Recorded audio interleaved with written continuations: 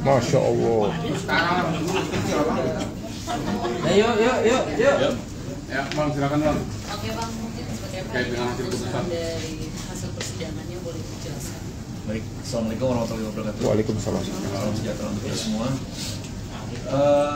Bahwa betul hari ini tanggal 24 September 2024 telah diputus di PN Jakarta Selatan perkara klien kami yaitu Sarwenda dengan RO. Ya, putusan itu dilakukan secara e-court, ya, jadi tidak dihadiri secara fisik, tetapi dilakukan secara e-court. Nah, hasil putusannya, alhamdulillah, memang diputus sesuai dengan keinginan penggugat. Ya, meskipun kami sebagai tergugat tidak hadir, tetapi dari awal sudah kami sampaikan bahwa kami setuju dengan gugatan yang dilayangkan.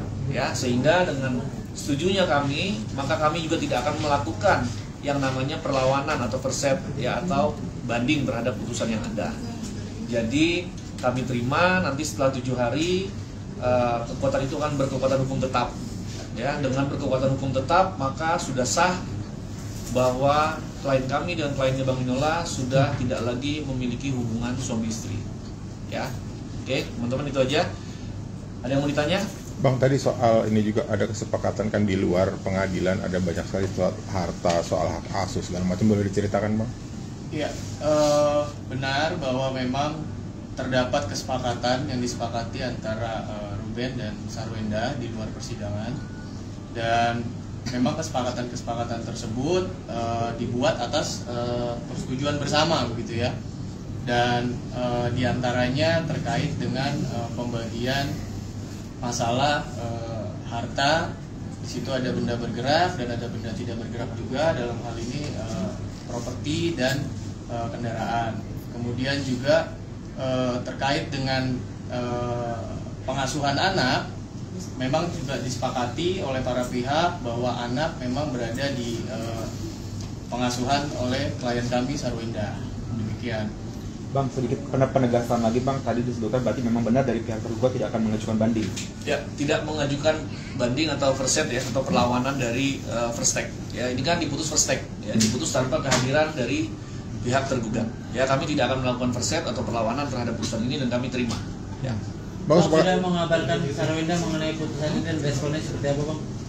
Ya, kami sudah menginformasikan kepada klien kami juga, dan memang klien kami pada intinya merasa lega, ya, bahwa proses ini akhirnya telah selesai dan bisa mencapai putusan. Bang, untuk kesepakatan tadi yang itu dibikinnya kapan Bu? Kalau boleh tahu, apakah sebelum gugatan itu masuk ke pengadilan atau sambil jalan ketika sidang itu masuk, gugatan itu masuk baru dibicarakan seperti itu Bang? Gini, nanti mungkin pihak klien kami langsung menyampaikan kapan itu dibuat, ya. Yang pasti semua prosesnya kami anggap sudah berjalan dengan baik, ya. Tidak ada saling menjelekkan satu sama lain, ya. Tetap menjaga kepentingan anak, ya. Anaknya tetap bisa melihat orang tuanya baik di depan mereka, tetapi mungkin secara proses hukum tetap berjalan, tetapi di depan mereka tetap kompak, ya. Mereka tetap memberikan kasih sayang yang cukup pada anak-anak mereka tanpa membedakan satu sama lain meskipun ada masalah ini. Ada pembagian hari berapa Bang? Untuk Ruben berapa dan untuk Wenda? Tidak serigid itu, ya. Jadi memang natural aja. Memang kalau misalkan Ruben kosong, mungkin anak-anak akan bersama Ruben. Kalau misalkan hari-harinya memang bersama dengan Sarwenda. Bang, proses ini kan selama ini adem seperti itu, nggak ada saling tuding segala macam. Apakah itu juga petunjuk dari Abang kepada klien juga supaya berjalan ya smooth aja gitu, nggak ada saling tuding, nggak ada kayak orang-orang sarap lah seperti itu? Gini, sebelum gugatan ini diajukan, ya, kami memang banyak berkomunikasi dengan klien, ya. Masalah sebenarnya apa sih gitu, ya?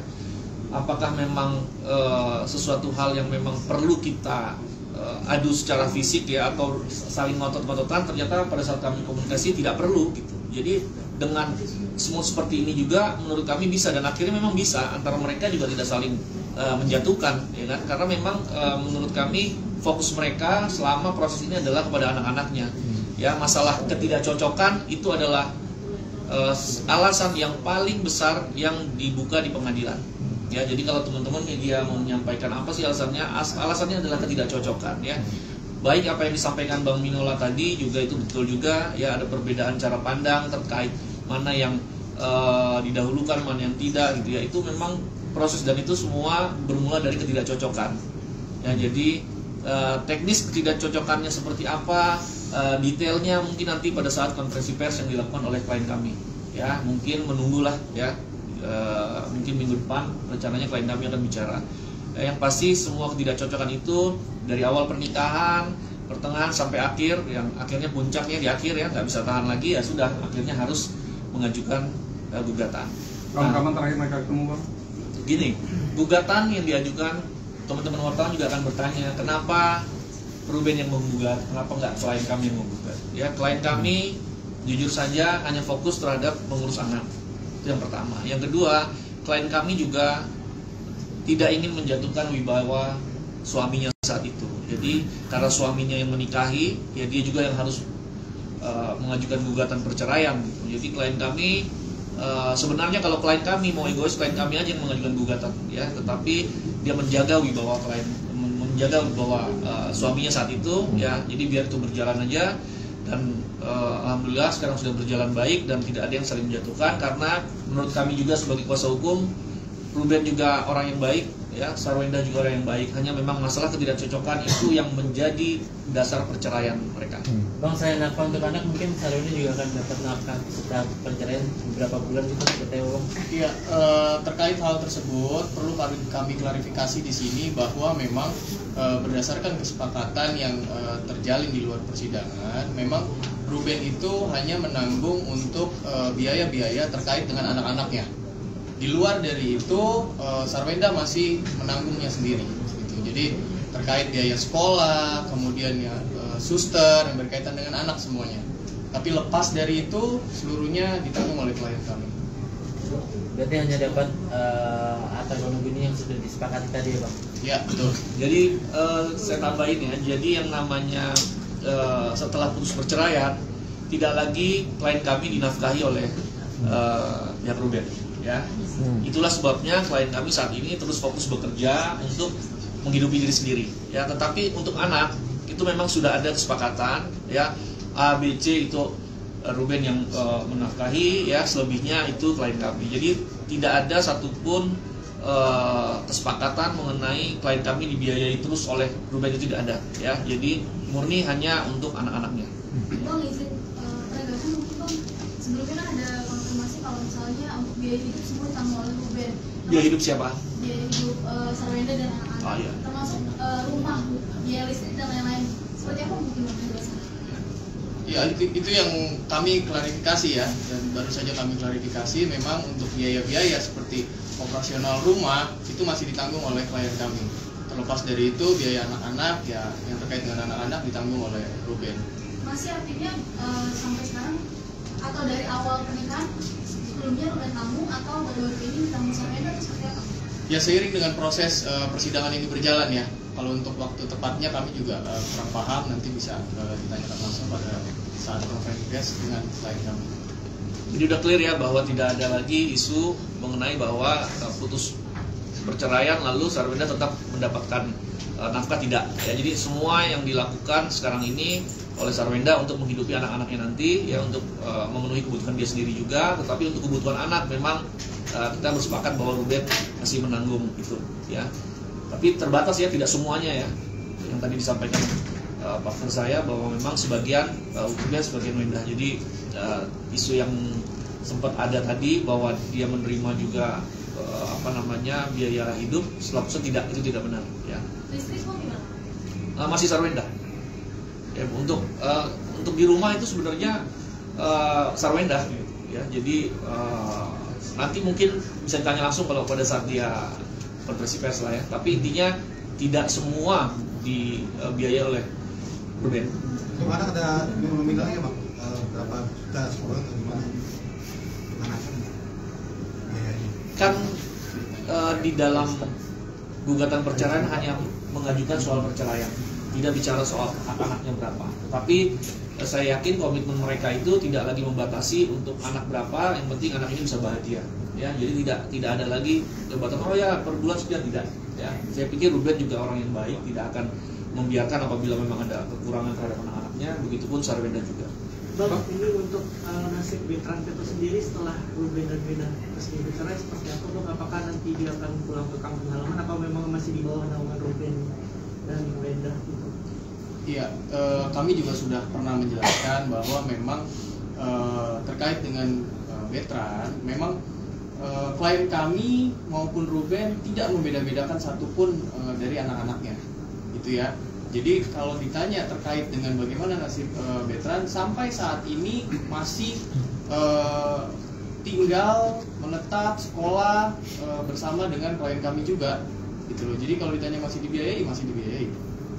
Berarti Bang, izin berarti nantinya Bertrand juga akan bergabung dengan putri-putrinya Sarwenda dan Ruben dan tinggal bersama Sarwenda dan dibiayai oleh Ruben seperti itu?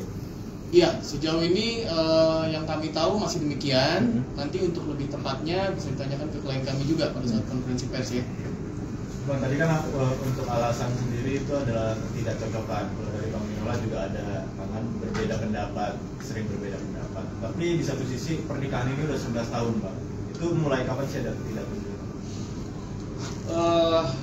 Kalau informasi dari saksi yang pernah kita tanyakan juga, yang pernah bersidang juga, memang dari awal saksi ini kurang lebih 4 tahun sudah bekerja, 4 tahun lalu ya. Dari awal dia bekerja itu memang sudah ya perbedaan pendapat, milih bajunya beda, seleranya beda gitu ya. Jadi hal-hal kecil juga, cara makannya, kadang-kadang mau menu ini, mau itu selalu bertengkar mereka ya. Jadi pertengkaran itu terus menerus gitu.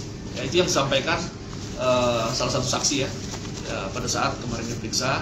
Ya kan sebelum didatangkan ke pengadilan kan kita juga bicara dengan saksinya, itu juga yang disampaikan mereka. Jadi memang ketidakcocokan yang terus menerus. Jadi itu yang menjadi dasar utama ya kenapa sampai mereka bercerai. Berarti mulai kalau masalah yang ketidakcocokan seperti itu artinya masalah kecil ya Pak?